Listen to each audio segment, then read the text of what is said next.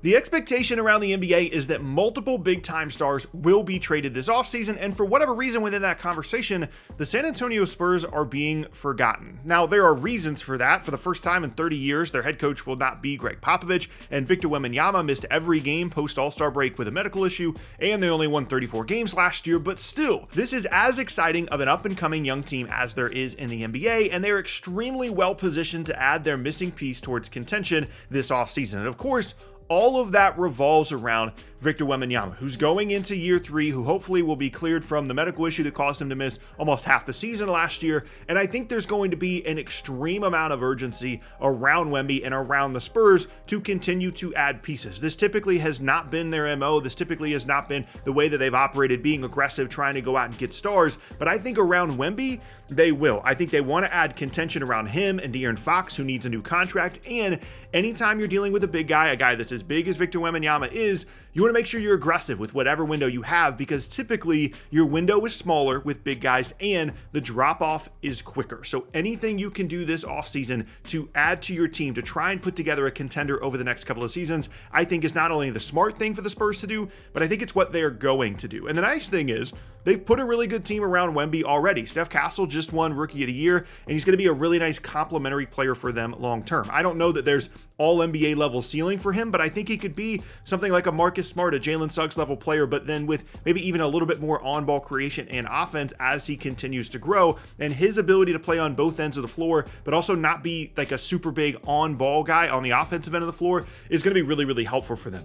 Devin Vassell is another really nice complementary player as well, kind of a forgotten guy there in San Antonio, works really well off of screens, works really well off the ball, has improved as an on-ball pick and roll guy as well, but he doesn't really need to do that as much anymore because they added De'Aaron Fox in the middle of the season, something that was completely unexpected as the Kings decided to fire Mike Brown. That bothered De'Aaron Fox. His contract was coming up. He decided he's not going to resign there, and so the Kings decided to trade him, and the Spurs really didn't have to give up a ton to be able to get him. So that's their core 4 of players, and they've got a ton of future assets, including the Hawks pick this year and in 2027 unprotected. So a ton of really good things happening in San Antonio, which leads me to believe they're going to be aggressive in trying to go out and get somebody this offseason. And should they ask out, Devin Booker and Giannis Antetokounmpo are not only great options, but they're at the top of the list for the Spurs and everyone else around the league. Right now, it doesn't seem like Devin Booker is going to ask out in Phoenix. They want to try and build around him, but should he come to the conclusion that whether it be with or without Kevin Durant, they are not a contending situation over the next couple of seasons,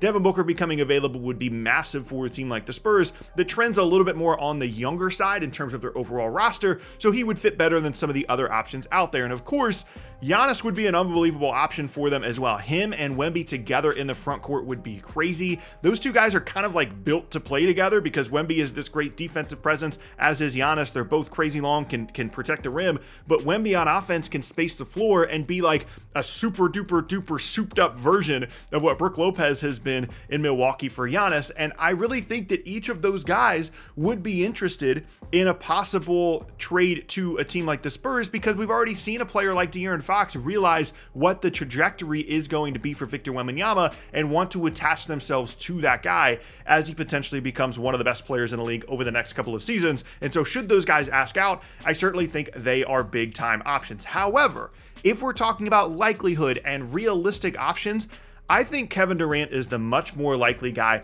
for the San Antonio Spurs, and that might be a little bit of a surprise to some people because he is much older than either Giannis or Devin Booker. He's dealt with injury issues, and you might not really think that Kevin Durant would want to go to San Antonio in the first place. But here's my reasoning. Here's why I think he's the most realistic option. First, I think they can get Kevin Durant without giving up any of their core guys. They can add Durant to De'Aaron Fox, Victor Wembanyama, Steph Castle, and Devin Vassell, and that 5-man lineup would not only be super interesting, it would also be extremely difficult to play against. Now, salary matching wise, it gets a little bit weird. You'd have to include a bunch of contracts: Harrison Barnes, Keldon Johnson, Sohan, Branham, and Wesley. And then you throw in whatever future first round picks you want to try and make the deal work with Phoenix. And that helps the Suns kind of put some complementary pieces around Devin Booker, get some future assets, and move on from the Durant situation. And if I'm the Spurs and I'm able to add Kevin Durant and I don't have to give up Castle or Vassell or Fox or obviously Wemby, that's a move that I absolutely explore, because I don't think that's going to be the case. In fact, I'm 100% sure that's not going to be the case.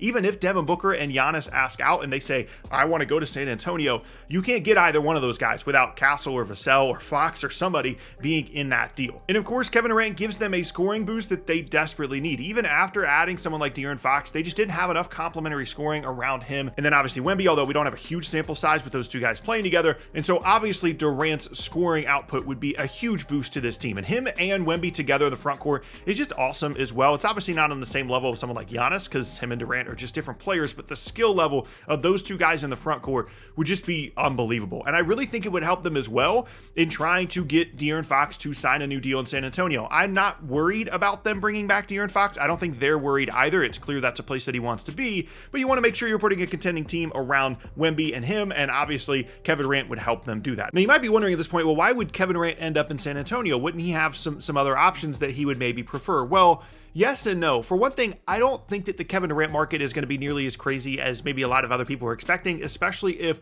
Giannis, Devin Booker, these other guys are available. He's just not going to be as much of a priority for teams. And even though there's teams like potentially Miami out there that would be involved, I actually don't think there's going to be a long list of teams for Kevin Durant to try and force his way to. And in terms of the situation in San Antonio, I actually think it's perfect for him. It's a team that has depth and youth, so if he does miss some games, it's not a big deal.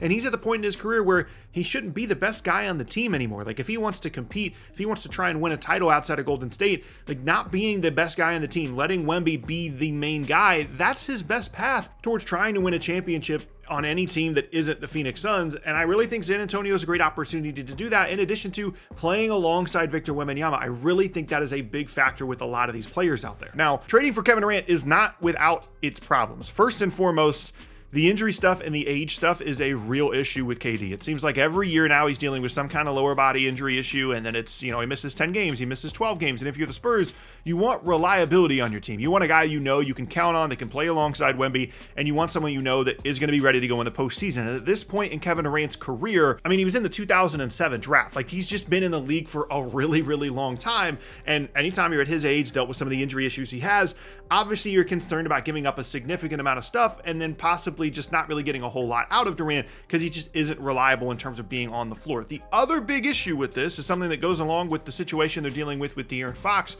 and that's that Kevin Durant needs a new contract. And obviously you're concerned about trading for him and then losing him in the summer of 2026, but you're also concerned about having to pay so much money on a new contract extension for Kevin Durant and pretty much locking yourself into a group of Fox, Wemby, and Durant once all those guys are signed to new deals. Obviously the upside of that group is incredible, but if KD gets hurt and then the De'Aaron Fox thing just doesn't go as well as you want it to alongside Wemby, suddenly you're looking at a situation where you've given up assets and you're locked into some of these long-term contracts in this new era with the new CBA, and you really don't have any kind of flexibility to move things around. So adding Durant is not a flawless plan, but I really think it is an incredible option for San Antonio because of some of the reasons that I mentioned earlier. And whether it's Durant or Booker or Giannis or some other mystery star this offseason, I do think San Antonio is going to be extremely aggressive. And it all comes back to this concept, this idea that I have and that I think a lot of other people have, that you need to be aggressive now with the team that you put around Victor Wembanyama. Think about a team like the Philadelphia 76ers that had Joel Embiid. He was winning an MVP. They felt like they had the team that they were going to have and potentially compete for titles. They'd finally put it all together around him after years of roster turnover, and then it's just gone. I don't think Joel Embiid's ever going to be that guy again. He's dealing with this knee injury thing. He's dealt with a ton of injuries over the years, certainly many more than what Wemby has dealt with so far in his career. And it's not a perfect comparison because Embiid is one of the most injured superstars we've had over the last decade, but it is a comparison that I would be concerned about if I was the San Antonio Spurs. I'd be concerned about, let's make sure we've built this perfect team around Wemby by the time that he's 26. Because by the time that he's 26, he might have 2 more years left in his prime. Like, that's just how it goes. You think about Yao Ming, you think about Embiid, you think about all these guys throughout their careers.